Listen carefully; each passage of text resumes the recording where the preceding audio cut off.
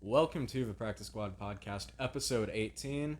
I'm Gabe. I'm here with Carter. Today we're going to go over, as the title says, the AFC South and our preview for them for this upcoming NFL season.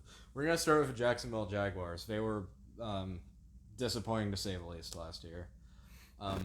We're going to start out with their floor and their ceiling, at least for you, Carter, so shoot us with it.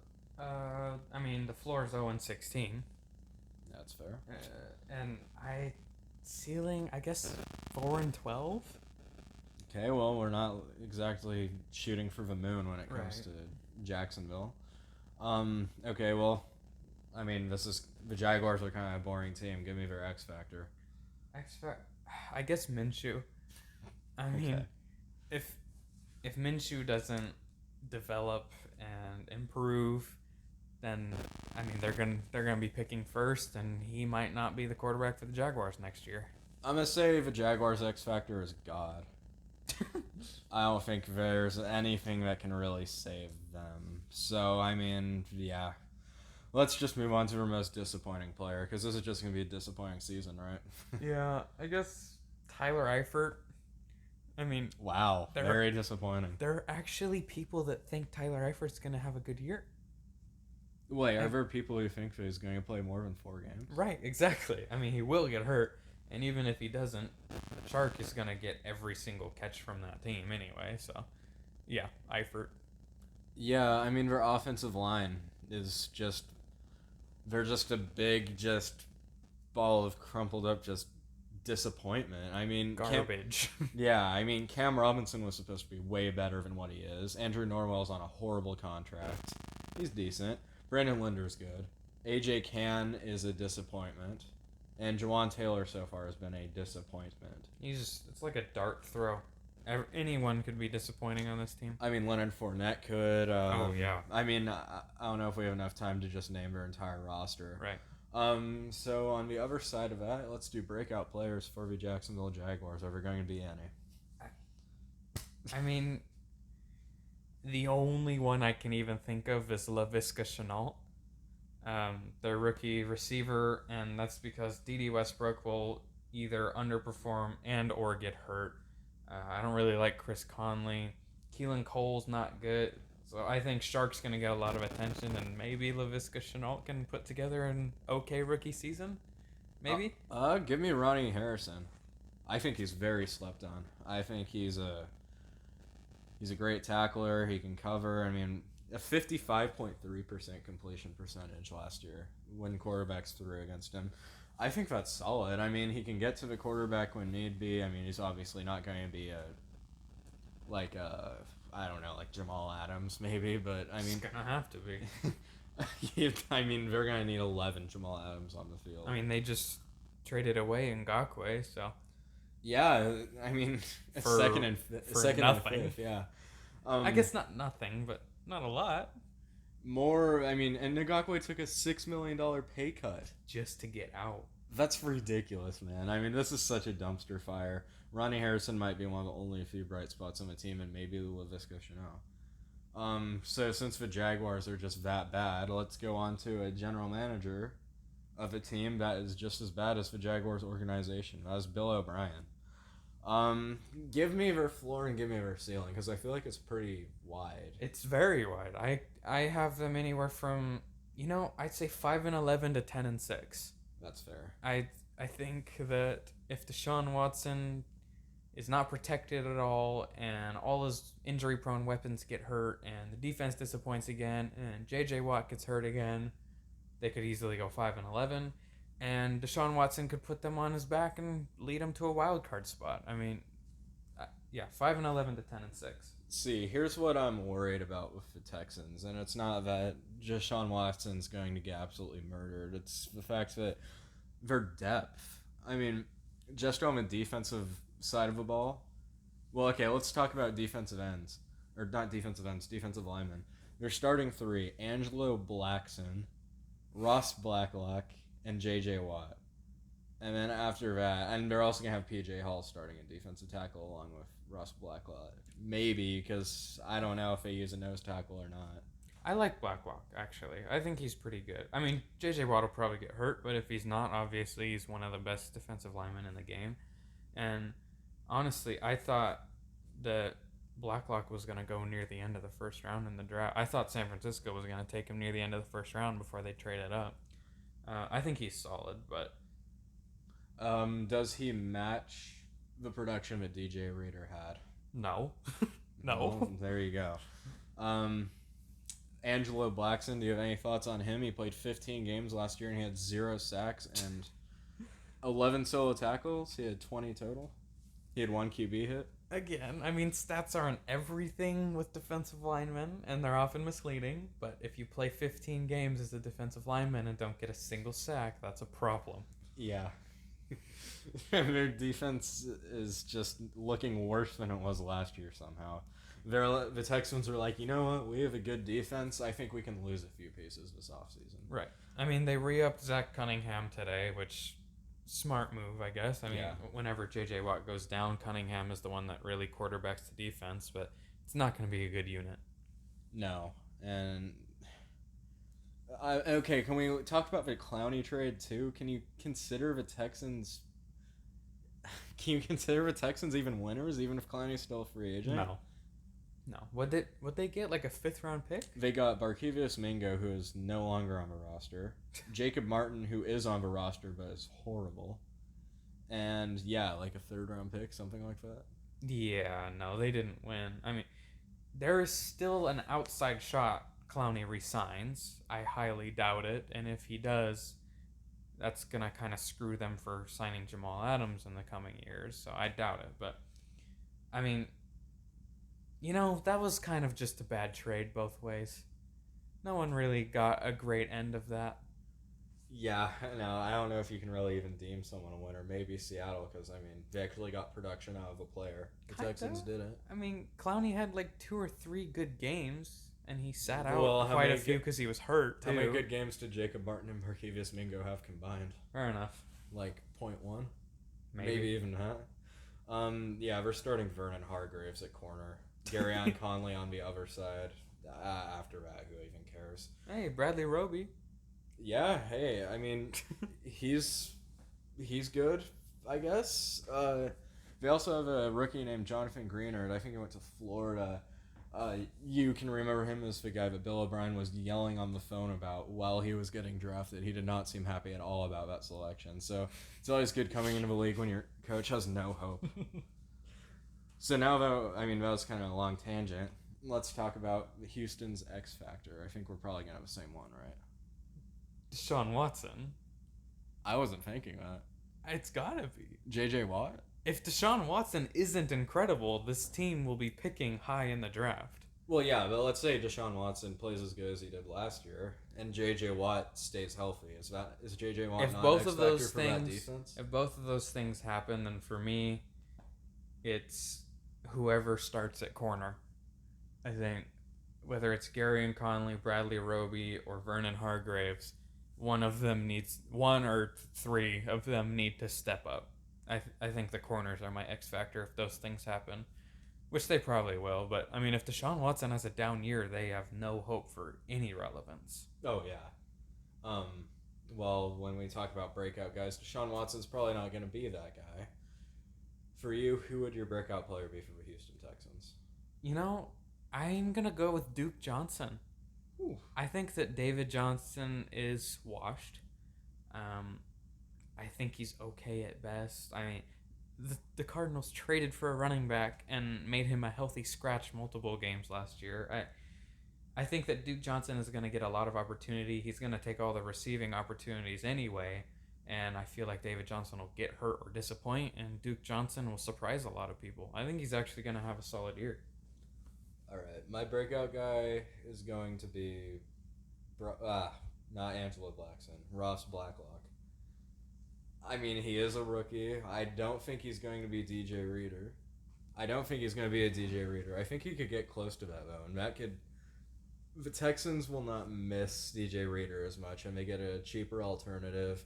I think that'd be a really good situation for Houston to find themselves in, and I think there's a possibility that'll happen. So now let's go to disappointing. Who is it? David Johnson. I mean, Really? he's the guy that got traded for DeAndre Hopkins.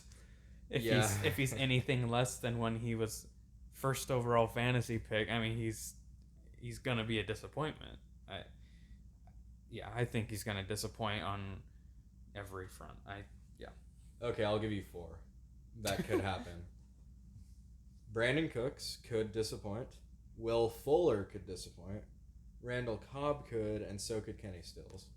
And I think this they group have in something general- in common. Well, let's see. They're all fast receivers who are pretty productive when they're healthy, but they miss a lot of games. You can also throw in Kiki Kuti there, but I mean, Yeah, why not? He hasn't been relevant for like 2 years.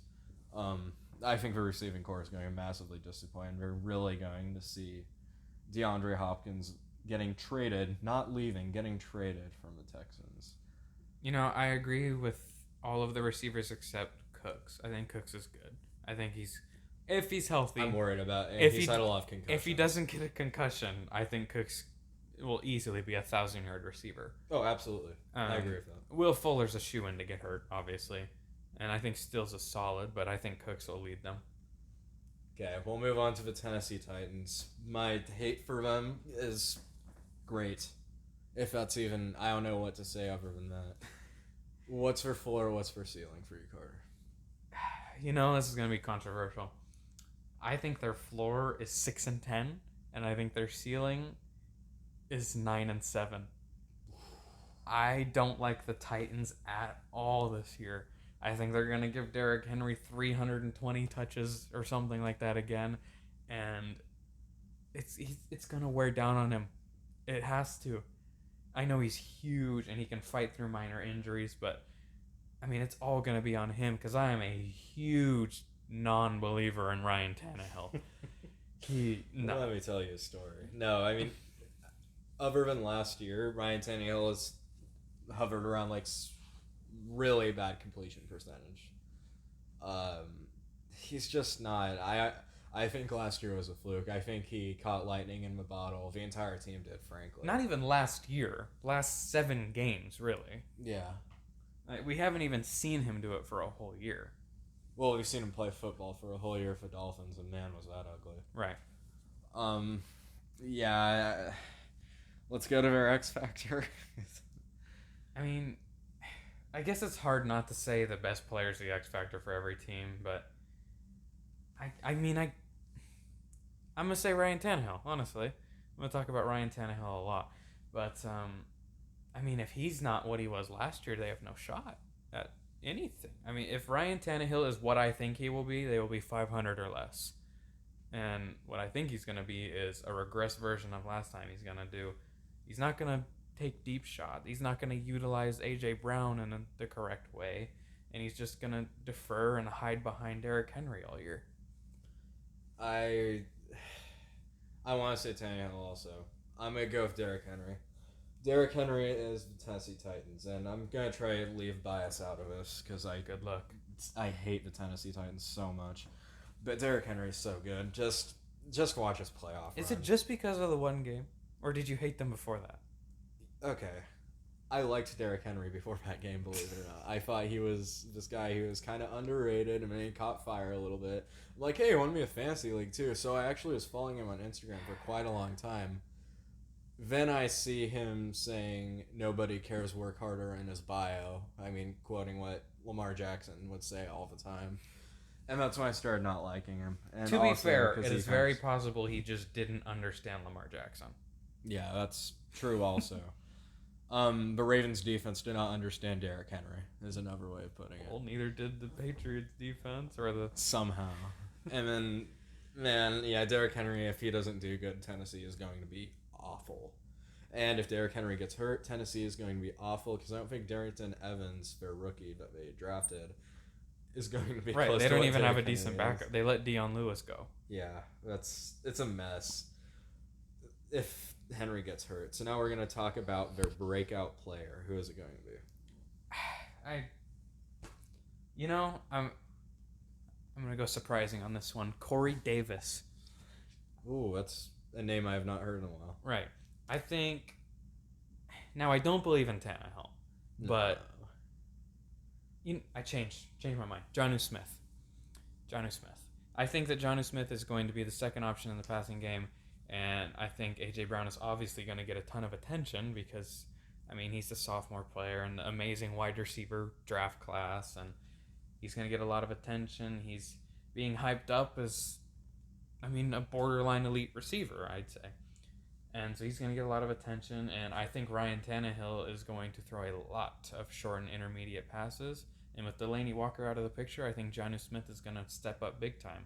I mean, you saw his talent in that amazing catch in the playoffs. He is legit. Okay, the guy I'm going to go with is kind of an under-radar guy. It's guard Nate Davis. Now, I don't really have any stats to prove that he's going to break out because he's an offensive lineman, first year of that, granted. He started 12 games last year out of the 13 possible. Again, I can't say much. Just in the Titan games I watched, he was kind of just a factor there, and I think he could become a much better mauler with another season under his belt.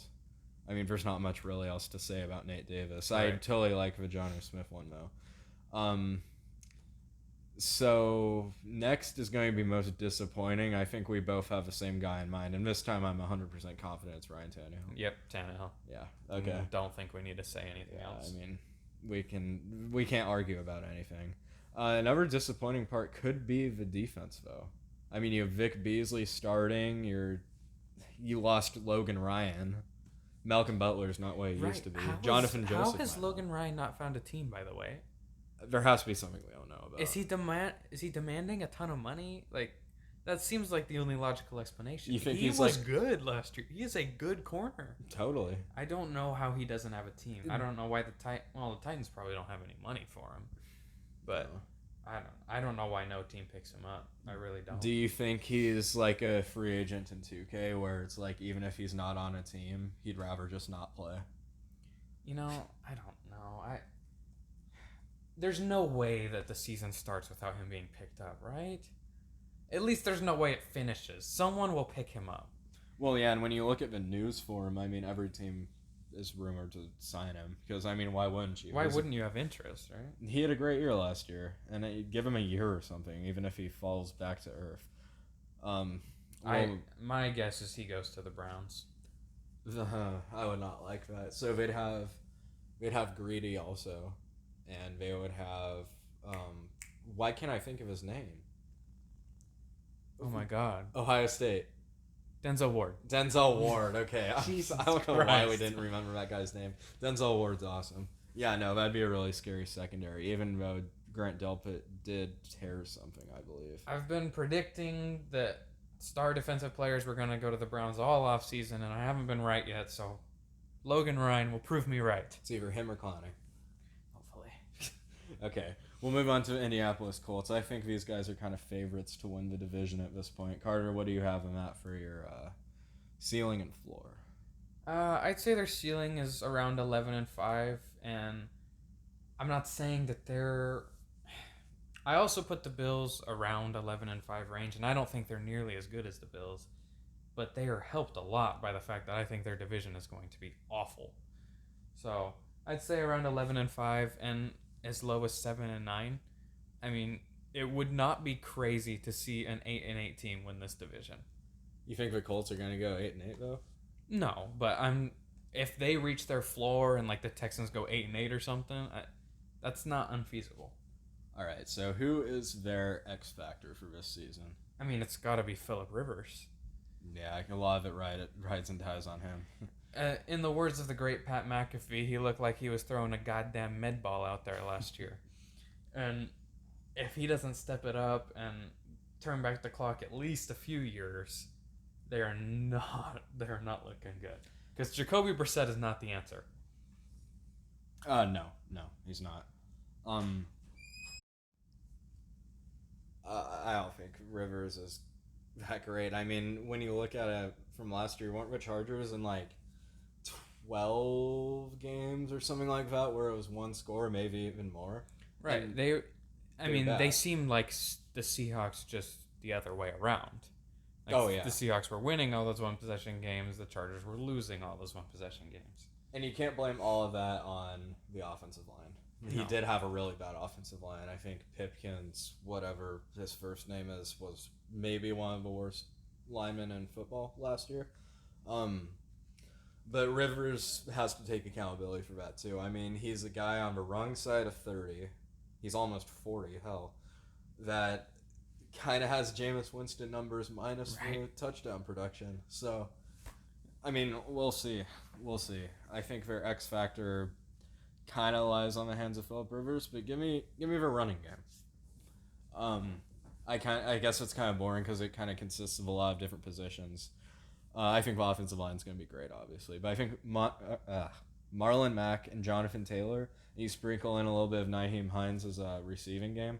I think you could have a very potent, very, very, very scary rushing attack. It might even be the best in the NFL. There's a chance.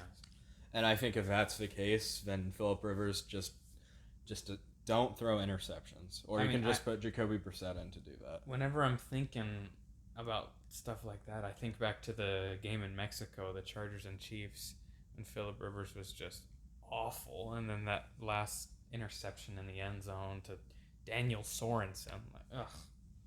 Anyway. Okay, so now let's go to the breakout player. I'll go first. I think it's Kimoko Toure. He's a guy who hasn't really been talked about a lot. He had an ankle injury that sidelined him for 12 games last season. So, I mean, obviously he wasn't as productive. He's kind of a guy who just gets decent pressure on the quarterback. I mean, stats can't place... You can't place stats on how Kimoko Toure is.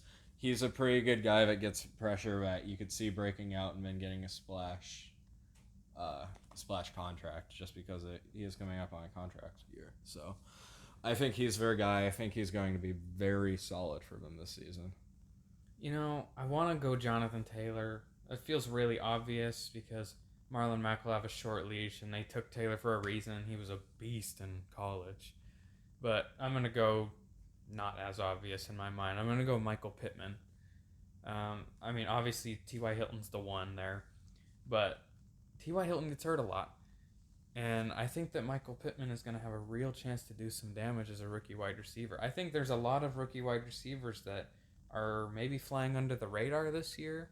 Like, they're not as highly touted as last year's class, and I don't think they're as good as last year's class, but I think a lot of these rookie receivers are going to surprise people. So give me Pittman.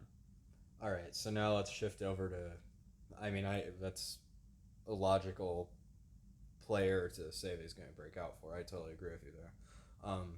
So now let's go to the most disappointing player. Shoot me with it.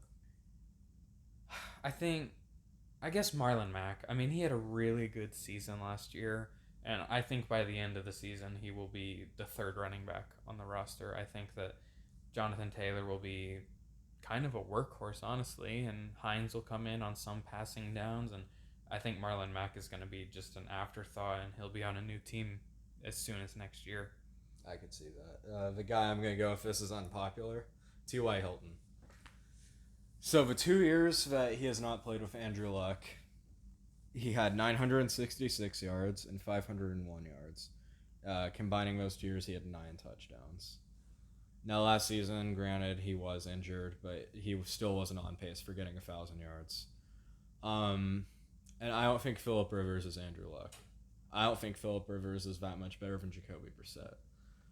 T.Y. Hilton is phenomenal when Andrew Luck is the quarterback. The problem is he's in retirement, so you can't really depend on him anymore. I mean, it's tough to say because he's had 5 1,000-yard seasons, but I just don't think he has the quarterback to do it, and I don't think he's that special when you have a guy who can't really get him the ball as much. Any objections there?